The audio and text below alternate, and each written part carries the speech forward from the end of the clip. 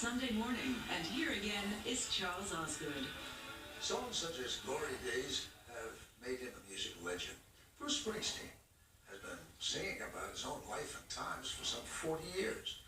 Now at last he's written about it as well. Here once again is our music man, Anthony Mason. In the final dates of his international tour that ended this past week, Bruce Springsteen played one 4-hour gig after another. How do you keep doing that? I'm conditioned to do it from many, many years of experience. Don't try it at home, kids.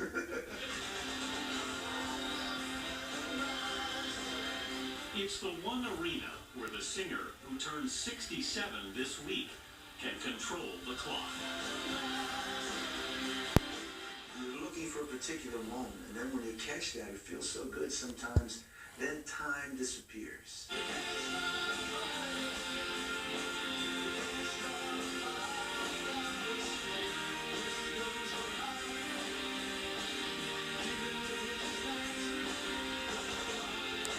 You get a little physically tired, though it's amazing how you can do it every night when you're called to. We met on the singer's New Jersey farm recently, at the recording studio he built there. Where do you think your drive comes from?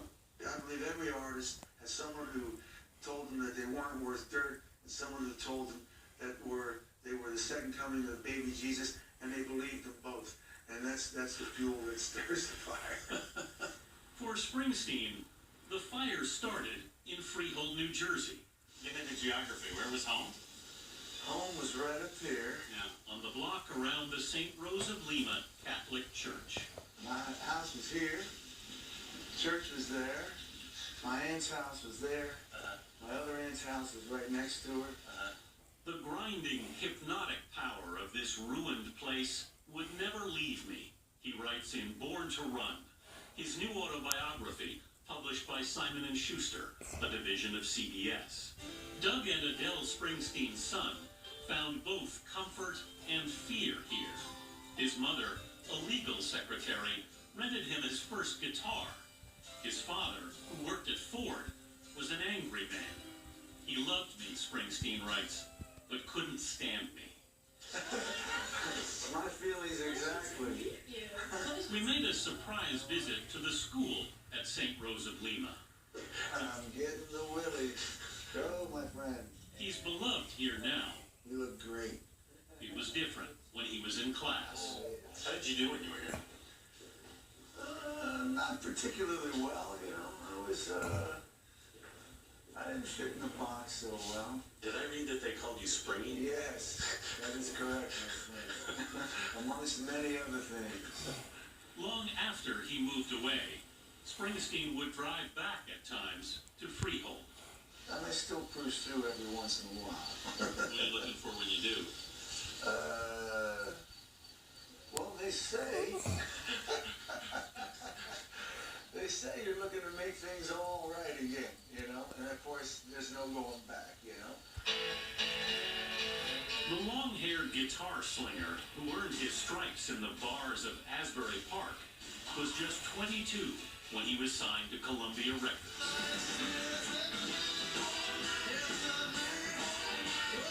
His first 2 albums did not sell well. So he poured his soul into a new song called Born to Run.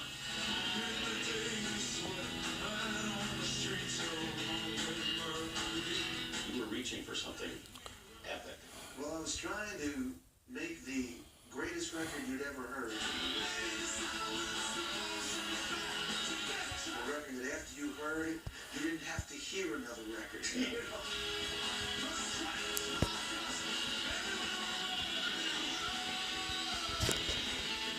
Born to Run launched Bruce Springsteen. The album's now iconic cover also featured sax player Clarence Clemens. Bruce's mythic sidekick, the big man's imposing presence, came to symbolize the brotherhood of the E Street Band. How would you describe your relationship with Clarence? It was very primal, you know. It was just, you're some missing part of me. some dream I'm having.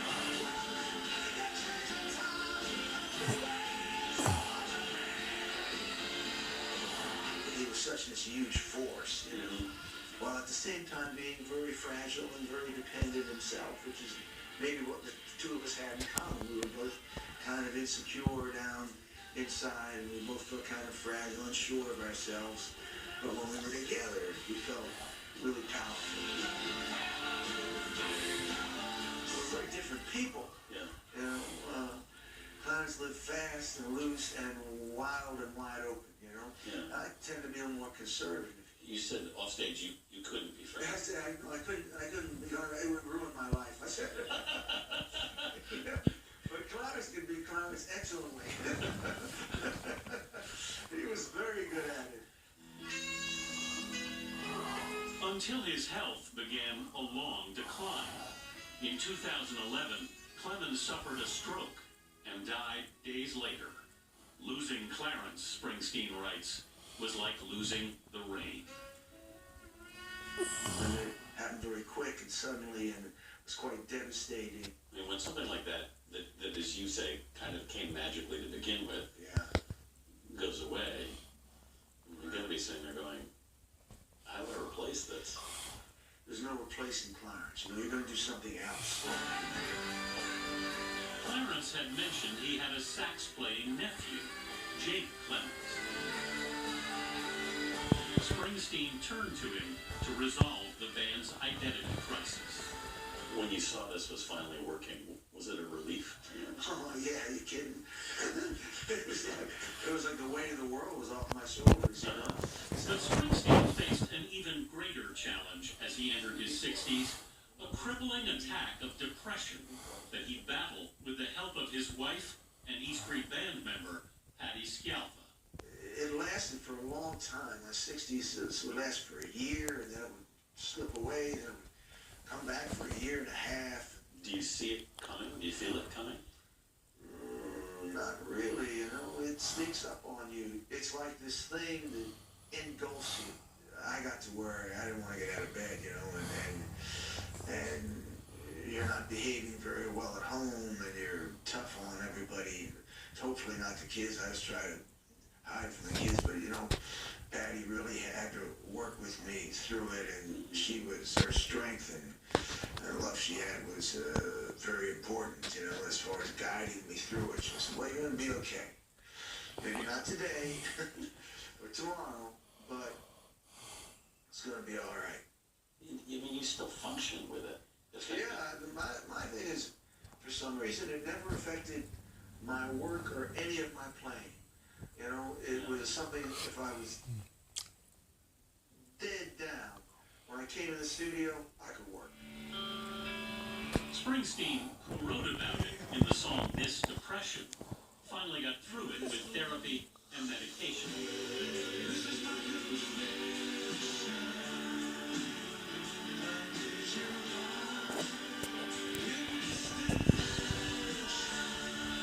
His late father also suffered from mental illness, and much of Springsteen's book is an attempt to write a new ending to their relationship.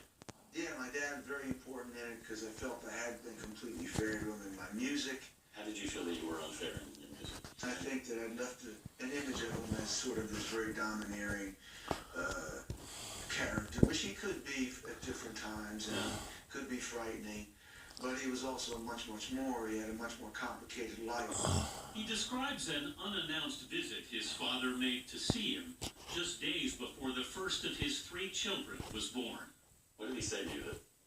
Oh, you're going to get me down there. We showed him my door.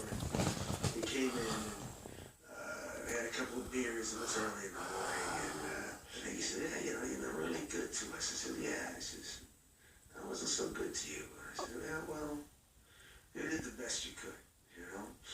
And that was it. That was the only recognition I needed of our history. It was a little thing, but it was everything? It was a small thing, but it was everything.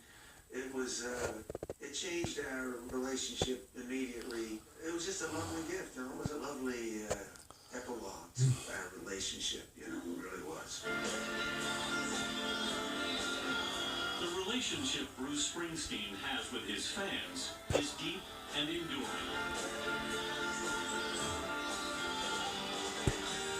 I'm still in love with playing, and my attitude at this point in my life is this is what I love to do. I want to do as much of it as I can. Again and again on this tour, he played his longest shows ever in the U.S. Around 4 hours every night. You could play for just 2.5 hours, you know? I suppose I could.